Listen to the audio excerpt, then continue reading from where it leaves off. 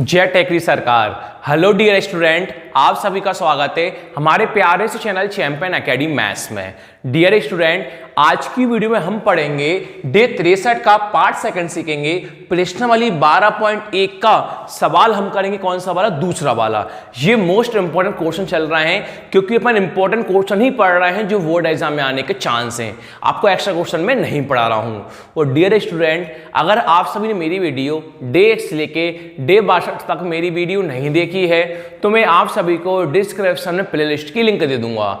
अगर आप प्लेलिस्ट की लिंक पर क्लिक करते हो, वहां से मेरी पूरी वीडियो ओपन हो जाएंगी, वहां से कंटिन्यू मेरी वीडियो को आप देख सकते हो। और डियर स्टूडेंट, अगर आप चैनल पर फर्स्ट टाइम आए हो तो प्लीज आप मेरे चैनल को लाइक करना, शेयर करना, सब्सक्राइब करना। आज का टॉपिक करते हैं हम स्टार्ट। अब डियर स्टूडेंट, थोड़ा ध्यान से क्वेश्चन देखना, थोड़ा डिफिकल्ट क्वेश्चन है। अगर आपको है बहुत डिफिकल्ट पर मैं समझाऊंगा तो बहुत सिंपल लगेगा।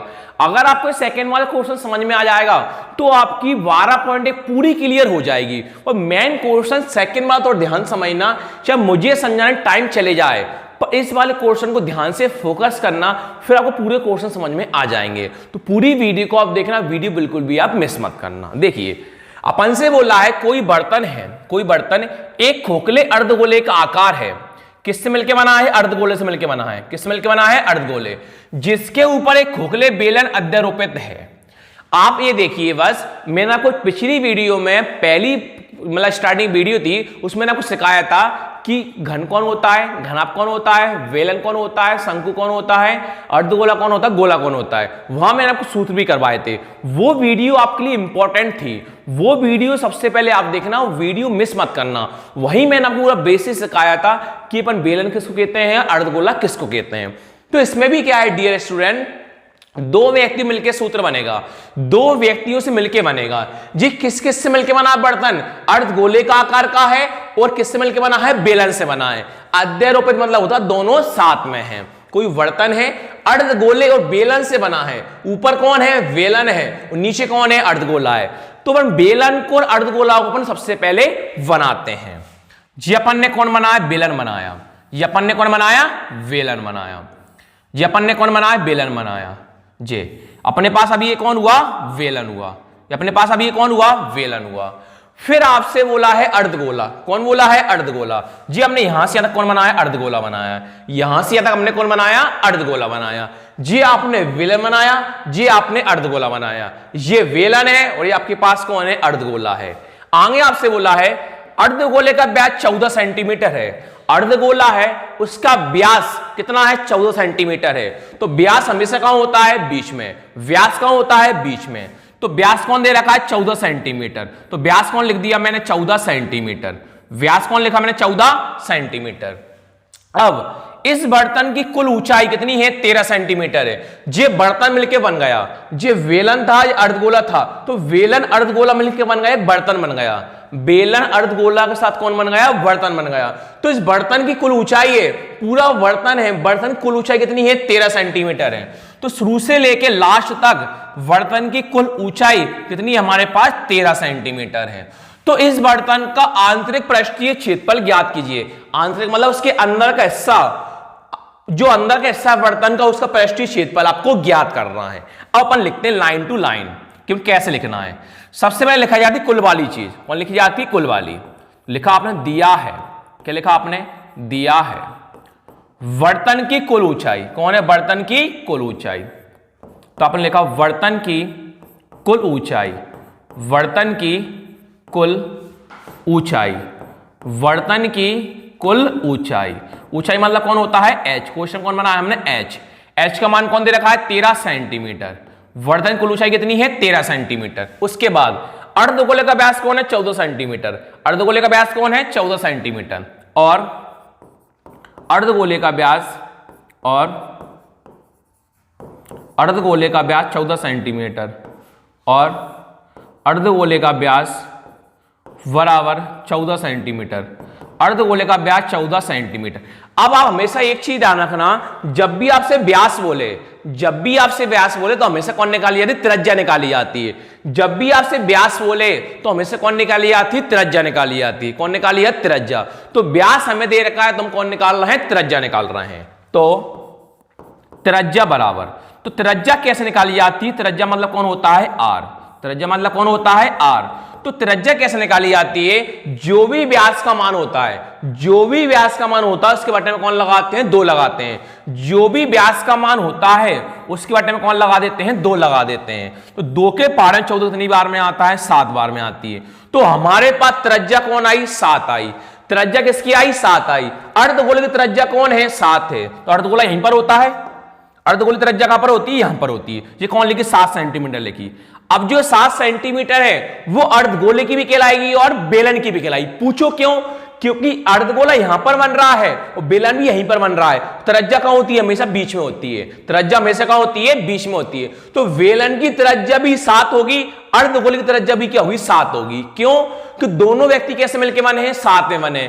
किस किस के साथ बने हैं? बेलन के साथ, अर्धगोले के साथ बने हैं। तो त्रिज्या केवल एक ही बार आएगी, तो त्रिज्या दोनों के साथ होगी, बेलन के साथ भी होगी और अर्धगोले के साथ भी होगी। तो आपको बाद में त्रिज्या 7 सेंटीमीटर भी लिखना है। अब बात आती है दोनों की त्रिज्या। किस किस की त्रिज्या है अपने पास? वो अर्धगोले की और बेलन की। तो अब लिख दो बेलन की त्रिज्या, चूंकि या पता लगा लो, बेलन की त्रिज्या बराबर अर्धगोले की त्रिज्या, अर्धगोले की त्रिज्या बराबर 7 सेंटीमीटर। जो बेलन की त्रिज्या 7 है वही त्रिज्या किसकी होगी? अर्धगोले की होगी। तो बेलन की त्रिज्या भी 7 होगी, अर्धगोले की त्रिज्या भी कौन होगी? 7 होगी। अब देखो हमारे पास एक चीज तो आ गई है सर, हमें पता है त्रिज्या का मान r तो आ गया है, पर हमें यहां से लेके यहां तक का ऊंचाई का h का मान पता है कि बेलन की नहीं पता। हमें क्या दे रखा था? बेलन की कुल ऊंचाई शुरू से लेकर लास्ट तक 13 सेंटीमीटर दे रखी थी। इतना हिस्सा कितना आया? 7 आया। इस बार त्रिज्या कौन आई? 7 आई। जी अर्धगोले त्रिज्या यहां तक की कौन आई? 7 आई। अब यहां से लेके यहां तक की अब कौन निकालनी है? ऊंचाई निकालनी है। यहां से लेके यहां तक कौन की ऊंचाई निकालनी है? बेलन की। कौन की निकालनी है? बेलन की। कैसे निकालोगे देखो, और बेलन की ऊंचाई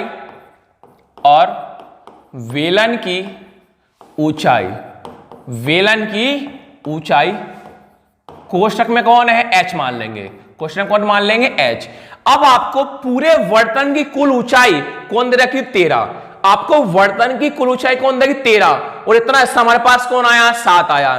तो ए वाला हिस्सा कैसे निकालेंगे?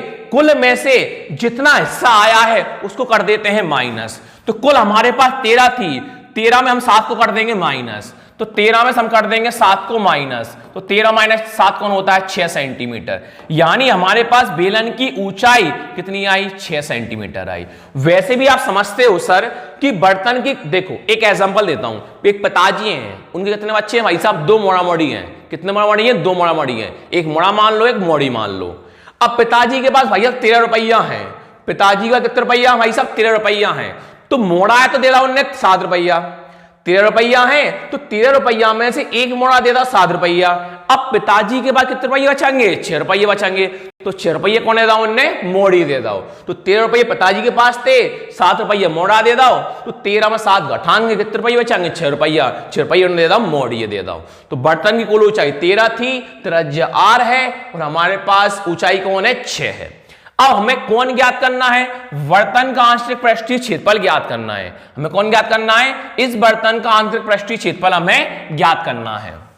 लिखेंगे, अब कॉमा लगाओ, इस वर्तन का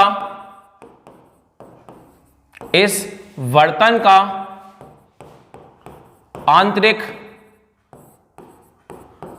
पृष्ठीय क्षेत्रफल, आंतरिक पृष्ठीय क्षेत्रफल बराबर। अब आप देखिए ये जिस से मिलके बनेगा उसी का हम सूत्र लगाएंगे। ये किस किस से मिलके बना था? बेलन से और अर्धगोले से। अब बात आती है बेलन अर्धगोले 2 सूत्र होते हैं, आयतन का भी होता है, सॉरी आपको पृष्ठीय क्षेत्रफल ज्ञात करना है तो दो सूत्र बनते हैं, या वक्र पृष्ठीय क्षेत्रफल लगाएं या सर हम संपूर्ण पृष्ठीय क्षेत्रफल लगाएं। आपने पृष्ठीय क्षेत्रफल का दो सूत्र सिखाए थे, एक वक्र पृष्ठीय क्षेत्रफल सूत्र सिखाया था, एक आपने हमें संपूर्ण पृष्ठीय क्षेत्रफल सूत्र लगाया था। तो सर हम कैसे पता करें कि यहां पर हम वक्र पृष्ठीय क्षेत्रफल सूत्र लगाएं या संपूर्ण पृष्ठीय क्षेत्रफल लगाएं? हमेशा ध्यान रखना, जब दो व्यक्तियों से मिलकर बनते हैं तो हमेशा लगता है सूत्र वक्र वाला। कौन सा लगेगा? वक्र वाला। अगर केवल एक ही व्यक्ति होता, अगर आपसे बोलता बेलन का पृष्ठीय क्षेत्रफल ज्ञात करो, तो आप संपूर्ण का लगाते। अगर आपसे बोलता अर्धगोले का पृष्ठीय क्षेत्रफल ज्ञात करो, तो भी आप संपूर्ण का लगाते। जब दोनों व्यक्ति साथ में मिलकर बन जाते हैं तो आप सूत्र कौन सा लगाओगे? हमेशा वक्र वाला। कौन सा लगाओगे? वक्र वाला।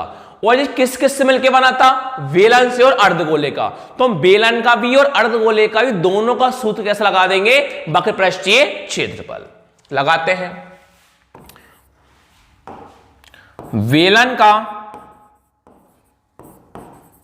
वक्र पृष्ठीय क्षेत्रफल, बेलन का वक्र पृष्ठीय क्षेत्रफल प्लस दोनों में अद्रव्य मतलब कि दोनों साथ में, बीच में कौन लगाते हैं? प्लस। तो दोनों साथ में मिला है इसलिए कौन लगा दिया? प्लस लगा लिया। बेलन का वक्र पृष्ठीय क्षेत्रफल और मतलब प्लस अर्धगोले का वक्र पृष्ठीय क्षेत्रफल, अर्धगोले का वक्र पृष्ठीय क्षेत्रफल। अब लगाते हैं सूत्र, लगाते हैं। बराबर के नीचे कौन आएगा? बराबर। आपको सूत्र में लिखवाया था कि सर बेलन का वक्र पृष्ठीय क्षेत्रफल, तो बेलन का वक्र पृष्ठीय क्षेत्रफल का सूत्र क्या होता है? 2 पाई आर एच। कौन होता है? 2 पाई आर एच। प्लस का कौन है हमारे पास? प्लस है। अर्धगोले का वक्र पृष्ठीय क्षेत्रफल, अर्धगोले का वक्र पृष्ठीय क्षेत्रफल का सूत्र क्या होता है? 2 पाई आर स्क्वायर होता है। अब इनमें से जो जो कॉमन आ रहा है वो कॉमन लेके आप लिख दो। देखो, दो यहां भी है, दो यहां भी है, दो के ले लिया अपन ने कॉमन। पाई यहां भी है, पाई यहां भी, पाई के ले लिया अपन ने कॉमन। ये कितना आर है? Single R. ये कितना आर है? डबल आर है। तो सिंगल आर कम होता है, डबल आर कम होता है, सिंगल आर कम होता है। कौन कॉमन लिया? हमने सिंगल आर कॉमन लिया। अब आप क्या करोगे? 2 पाई आर का भाग इसमें दोगे, 2 पाई आर का भाग आप इसमें दोगे। जब 2 पाई आर का 2 पाई आर एच में देते हो, 2 से 2 कैंसिल, पाई से पाई कैंसिल, आर से आर कैंसिल। कौन बचा हमारे पास? एच बचा। प्लस का प्लस। अब 2 पाई आर का 2 पाई आर एच को भाग देते हो तो 2 से 2 कैंसिल, 1 पाई से 1 पाई कैंसिल। ये कितना आर है? सिंगल आर है। ये कितना डबल, ये कितना आर? डबल आर है। तो सिंगल आर का डबल आर भाग देंगे तो 1 आर से 1 आर क्या हुआ? कैंसिल। कौन बचेगा? सिंगल आर बचेगा। केवल बस आपको मानों को अब रखना है। 2 का कौन है? 2। कुछ ना क्या मानते हैं? इनटू पाई। पाई का मान कौन है? 22/7। कुछ ना क्या मानते हैं? Into R. हमारे पास आर का मान कौन आया था? 7। तो हम आर की कौन लिख लेंगे? 7। अब एच, अब आप सब लोग कंफ्यूज हो गए, सर एच का मान हम 13 रखें या फिर हम एच का मान 6 रखें? डियर स्टूडेंट, एच का मान जो 13 है ना, पूरे वर्तन कुल ऊंचाई थी, हमें इससे मतलब नहीं है। हमें जो बाद में आए उस वाले से मतलब है। यहां एच का मान कौन आया है? 6। तो अब एच की कौन लिख दोगे? 6 प्लस का प्लस आर। हमारे पास आर का मान कौन है? 7 है। तो हमारे पास आर का मान कौन है? 7 है। 7 7 क्या हुआ? कैंसिल हुआ। हमारे पास कौन बचा? 2 × 22। 2 × 22 कौन होता है? 44।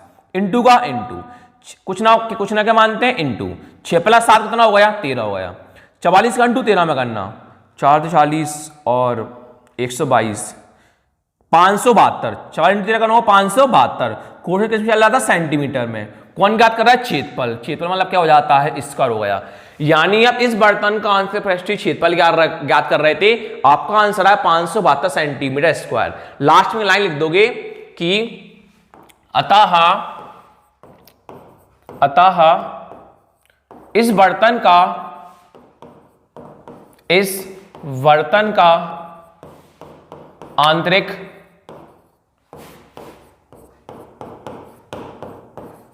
पृष्ठीय क्षेत्रफल, इस बर्तन का आंतरिक पृष्ठीय क्षेत्रफल कौन आंसर आया? 572 सेंटीमीटर स्क्वायर है। Thank you.